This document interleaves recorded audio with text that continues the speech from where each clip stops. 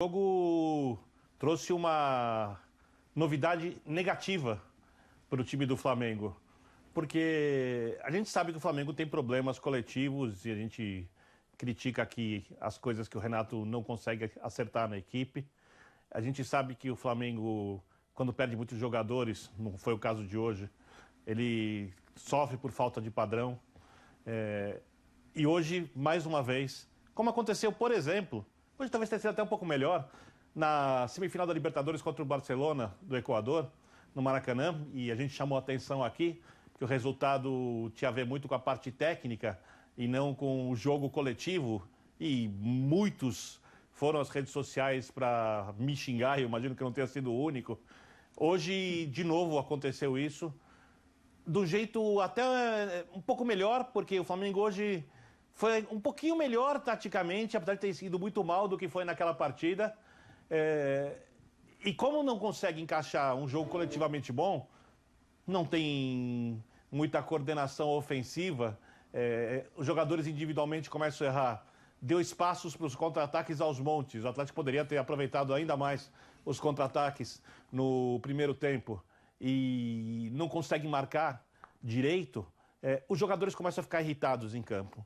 E quando a gente fala de gestão de grupo de um treinador, é exatamente para os jogadores entrarem como fizeram os Atlético Paranaense. Aliás, meus parabéns ao Atlético Paranaense pela frieza e capacidade dos jogadores cumprirem as determinações táticas da equipe, por entenderem a hora de esfriar o jogo, a hora de aquecer o jogo, por entenderem a arbitragem, que para mim o árbitro também estava muito nervoso, principalmente no início do jogo, mas os nervos fizeram que os jogadores do Flamengo fossem se perdendo ao longo da partida cada vez mais.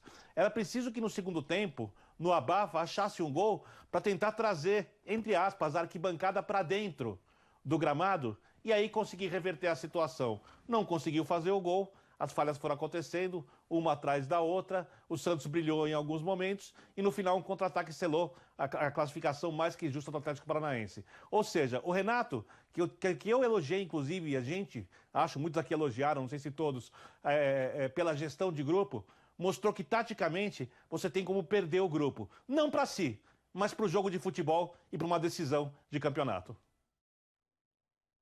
Birner, falando também do Furacão, aliás, eu conversava com o Calçade e o Jean, a gente acompanhava aqui do estúdio o jogo, e impressionante foram quantas finalizações do Furacão no segundo tempo? A eficiência do Atlético? Do Atlético foram no segundo tempo? Vamos 3. Puxar. Do Atlético no jogo duas. inteiro foram só 3, Preto. 3? No jogo inteiro, só no jogo 3, inteiro foram 3? 3 entraram. 3 no alvo. No segundo tempo ele fez 3 no alvo e os 3 entraram.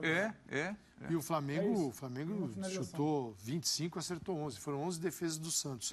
Agora, o que... 11 defesas do Santos. Chamar o grupo, recuperar o grupo. Por exemplo, tem um jogador que eu acho que foi o cara que o Renato conseguiu dar grande mudança. Foi o Michael, até que entrou, quase faz um gol antológico. Mas ali é uma questão não tática, mas é uma questão humana. E ali o jogador passou a jogar. Mas nem sempre é só essa gestão que você vai conseguir e vai precisar fazer. Hoje o time precisava de mais. Você tinha basicamente a equipe titular, sem o Davi Luiz, que mal jogou, chegou e jogou ali, se lesionou, e faltava realmente o Arrascaeta. O Arrascaeta, o que fez o Renato? Tentou simular um Flamengo e onde joga o Arrascaeta tinha ali Andrés Pereira. Porque o Bruno Henrique vem muito para a área. Tanto que na Libertadores, o que chamou a atenção? Sai Gabigol da área, Bruno Henrique na área, bola do Gabigol. O Bruno Henrique deixou de ser aquele jogador da beirada, nesses confrontos, ele vai no mano a mano, para ser um jogador da área do Flamengo. E aí você pode levantar a bola na área do Flamengo com a presença dele lá. E o Gabigol circula. Tá bom, e lado esquerdo, como culpa? O direito, Everton Ribeiro, e esquerdo, vai Andrés. E entra o Diego no time. O Diego, eu senti o Diego um pouco assim na dúvida, se ele subia ou se ele se preocupava com o Ilharão.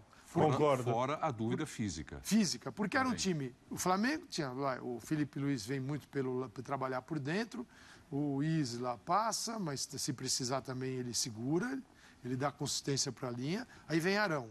Aí tinha Everton, Diego, Andrés, Gabigol e Bruno Henrique. Só que o Andrés, do lado esquerdo, no segundo tempo ele tira o Diego, traz o Andrés para a missão dele E o Andréas de dublê de Arrascaeta passou a ser o Andréas de verdade. E não o outro jogador, que ele não existe no Flamengo, o Andréas jogando nessa função. Ali o Flamengo melhorou muito. Então houve um equívoco no primeiro tempo de tentar criar esse Flamengo desse jeito. Não é por aí. Poderia ser o Vitinho? Talvez, poderia ser o Vitinho. Poderia ter entrado com o Michael logo de cara, já que o Bruno Henrique vai jogar dentro da área e não na beirada do campo onde estava o Michael. E isso foram alguns equívocos desse Flamengo contra um Atlético muito estruturado. O Atlético entendeu o Flamengo, veio com 3 zagueiros, com os laterais, fazia linha de 5, meio de campo trabalhava, porque você também não pode deixar a linha de 5 sozinha, os caras entram. E ali, aquela bola nas costas da linha de 5, na profundidade, elas surgiram. E aí apareceu o Santos, como a gente está vendo. Ele foi bem também. Então, acho que isso é importante a gente ressaltar também, porque eu vejo que, assim, a gente tem muito... Isso que eu vou falar tem a ver com o Renato também. A gente tem uma tendência no Brasil de atribuir os méritos dos treinadores sempre à questão tática. Num país em que muitos dos treinadores não têm na questão tática o seu principal mérito. Então, eu vi muito isso com o Renato no começo do seu trabalho. Estou falando de elogios e de atribuições de mérito tático do Renato. E, sinceramente, eu sempre tive dúvidas em relação a isso. Também acho que técnico que tem esse mérito sabe explicar esse mérito, sabe falar sobre isso. O torcedor do Flamengo ficava bravo comigo quando eu falava a respeito disso. Foi indiscutível a mudança do Flamengo quando o Renato chegou. Mas eu acho que essa mudança, ela se deu muito mais pela questão que o Calçade estava falando ali, da administração do grupo, de conseguir atribuir uma intensidade para o time que o time não vinha tendo com o Rogério e tudo mais. Isso não se discute. E é um mérito também. Só que essa visão estritamente tática de tudo que acontece com a chegada de um técnico e essa atribuição do mérito sempre tático ao técnico, no Brasil não é assim. É óbvio que o Guardiola tem, o seu mérito não é estritamente tático, mas é primordialmente tático, né? É muito claro, isso é muito claro, não dá para não ver. Isso não chegou na bagagem do Renato para o Flamengo? Eu acho que não, eu insisto, eu acho que não. Eu falo agora com tranquilidade, não é porque o Flamengo foi eliminado, porque eu nunca vi essa diferença primordial do ponto de vista... Era um Flamengo que mordia muito mais, que pegava muito mais, com os jogadores atuando de uma maneira diferente, muito mais na intensidade, que é o que o Renato, inclusive, sabe comunicar, né? O Renato não sabe falar sobre tática, a gente já falou disso muitas vezes, ele já explicou. Então, assim, eu acho que o técnico que tem esses méritos, ele sabe explicar. Ele fala, olha, eu fiz isso por causa disso, eu fiz aquilo por causa daquilo, e muitas vezes pode não dar certo. Hoje mesmo, acho que o Calçade elogiou corretamente o Atlético Paranaense, o Alberto Valentim, e ele pode ter feito tudo certo, principalmente no primeiro tempo, acho mesmo que fez, mas as coisas podem dar errado. Pode. Então, nos 10, 15 minutos iniciais, o Flamengo poderia muito bem ter feito tempo foram 2 3 gols. finalizações em 10 minutos. Exatamente. Então, e o mérito do Valentim não existiria? O Flamengo está andando para trás? Não, mas esse é o Flamengo está andando para trás, é isso? Dia 22 de setembro, tá? Flamengo e Barcelona de Guayaquil. Tá no Maracanã. Eu lembro o comentário da gente lá naquele jogo. Eu lembro que eu usei uma palavra um tanto dura, mas era o que a gente via lá de cima. Flamengo sem a bola, quando perde, e ele tem que correr para trás, nessa situação que a gente está vendo na tela. Você falou de como os gols que o Flamengo sofreu hoje. Exatamente. E não sofreu por acaso contra o Barcelona. É uma maçaroca. E eu não estou falando do Flamengo já com 5 alterações, todo lá na frente, está tudo bagunçado. Estou falando do Flamengo do primeiro tempo, que teoricamente mais organizado.